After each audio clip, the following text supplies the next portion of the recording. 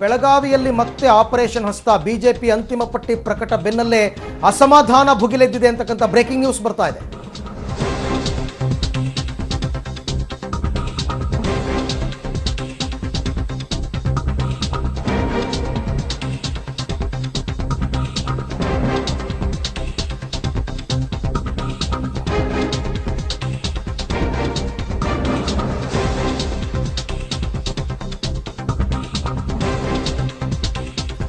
BJP ಪಟ್ಟಿ ಪ್ರಕಟ ಮಾಡಿದ ಬೆನ್ನಲ್ಲೇ ಬೆಳಗಾವಿ ರಾಜಕೀಯದಲ್ಲಿ ದೊಡ್ಡ ಮಟ್ಟದ ಕೋಲಾಹಲ, ಅದರಲ್ಲೂ ಕೂಡ ಹೈಕಮಾಂಡ್ ವಿರುದ್ಧವೇ ಸೆಡ್ಡು ಹೊಡೆದು ನಿಂತಿದ್ದಾರೆ ಕತ್ತಿ ಬ್ರದರ್ಸ್.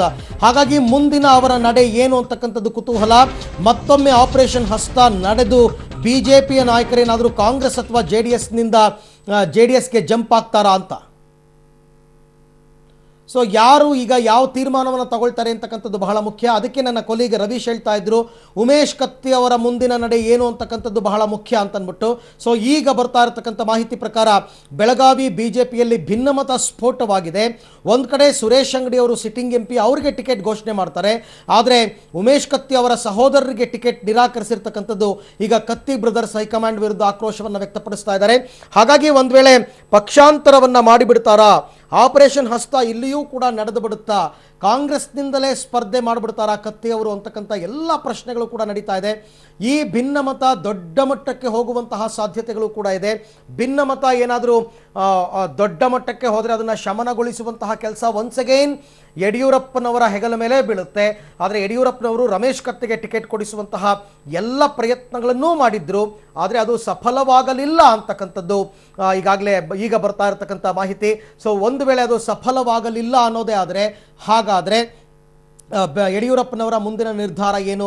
ಪಕ್ಷದಲ್ಲಿ ಅಂದರೆ ಚಿಕ್ಕೋಡಿ ಬೆಳಗಾವಿ ಜಿಲ್ಲೆಗೆ ಬರೋದ್ರಿಂದ ಇಲ್ಲಿ ಒಂದು ಕಡೆ ಸುರೇಶ್ ಅಂಗಡಿ ಅವರ ಗೆಲುವಿಗೂ ಕೂಡ ಕತ್ತಿ ಬ್ರದರ್ಸ್ ಸಹಕಾರಿಯಾಗಿದ್ದರು, ಪೂರಕವಾಗಿದ್ದರು.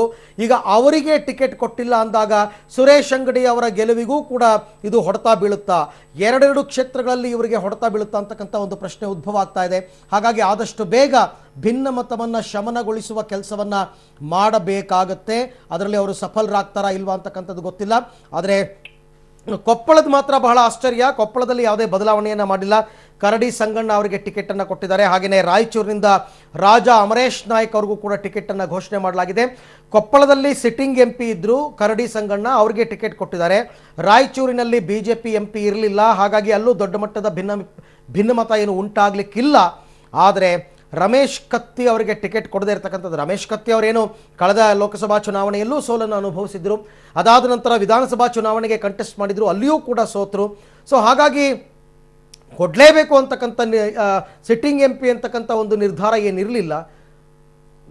ಎಸ್, ಈ ಬಗ್ಗೆ ಮತ್ತಷ್ಟು ಮಾಹಿತಿನ ಪಡೆಯೋಣ. ನಮ್ಮ ಕೊಲೀಗ್ ಚೇತನ್ ನನ್ನ ಜೊತೆ ಲೈವ್ ಜಾಯ್ನ್ ಆಗ್ತಾ ಇದ್ದಾರೆ. ಚೇತನ್, ಇವಾಗ ಕತ್ತಿ ಬ್ರದರ್ಸ್ಗೆ ಟಿಕೆಟ್ ಕೊಟ್ಟಿಲ್ಲ ಅಂದರೆ ರಮೇಶ್ ಕತ್ತಿಗೆ ಟಿಕೆಟ್ ಕೊಡದೇ ಇರತಕ್ಕಂಥದ್ದು ದೊಡ್ಡ ಮಟ್ಟದ ಒಂದು ಬಂಡಾಯಕ್ಕೆ ಕಾರಣವಾಗಬಹುದು ಅಂತೀರಾ, ಹೇಗೆ ಅಲ್ಲಿ?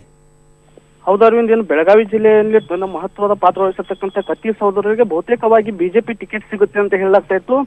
ಆದ್ರೆ ಕೆಲವೊಂದು RSS ಮುಖಂಡರು ಮತ್ತೆ ಕೆಲವೊಂದಿಷ್ಟು ಏನು ಬೆಳಗಾವಿ ಜಿಲ್ಲೆಯ ಕೆಲ ರಾಜಕಾರಣಿಗಳ ಹಿತೈಷಿಗಳೇ ಕತ್ತಿ ಸಹೋದರಿಗೆ ಟಿಕೆಟ್ ಸಿಗಬಾರ್ದು ಅನ್ನೋ ನಿಟ್ಟಿನಲ್ಲಿ ಕಾರ್ಯನಿರ್ವಹಿಸಿದ್ದಾರೆ ಅನ್ನೋ ಮಾತುಗಳನ್ನ ಕತ್ತಿ ವಲಯದಿಂದ ಕೇಳಿ ಬರ್ತಾ ಇದ್ದಾವೆ. ಹೀಗಾಗಿ ರಮೇಶ್ ಕತ್ತಿ ಅವರಿಗೆ ಟಿಕೆಟ್ ತಪ್ಪಿದ್ದು ಒಂದು ಬಹುತೇಕ ಭಿನ್ನಮತ BJP ಪಾಳ್ಯದಲ್ಲಿ ಉಂಟ ಎಲ್ಲ ಲಕ್ಷಣಗಳು ಕಾಣ್ತಾ ಇದ್ದಾವೆ ಅರವಿಂದ್. ಓಕೆ, ಅಂದ್ರೆ ಈಗ ಚಿಕ್ಕೋಡಿ ಕೂಡ ಬೆಳಗಾವಿ ಜಿಲ್ಲೆಗೆ ಬರೋದ್ರಿಂದ ಚೇತನ್, ಬೆಳಗಾವಿಯಲ್ಲಿ ಸುರೇಶ್ ಅಂಗಡಿ ಅವರ ಗೆಲುವಿಗೂ ಕೂಡ ಇವರು ಶ್ರಮಿಸ್ತಾ ಇದ್ರು. ಈಗ ಎರಡೆರಡು ಕ್ಷೇತ್ರಗಳಲ್ಲಿ BJPಗೆ ಹೊಡೆತ ಅಂತ ವ್ಯಾಖ್ಯಾನ ಮಾಡ್ತಾ ಇದ್ದಾರೆ, ಒಪ್ತೀರಾ ಇದನ್ನ?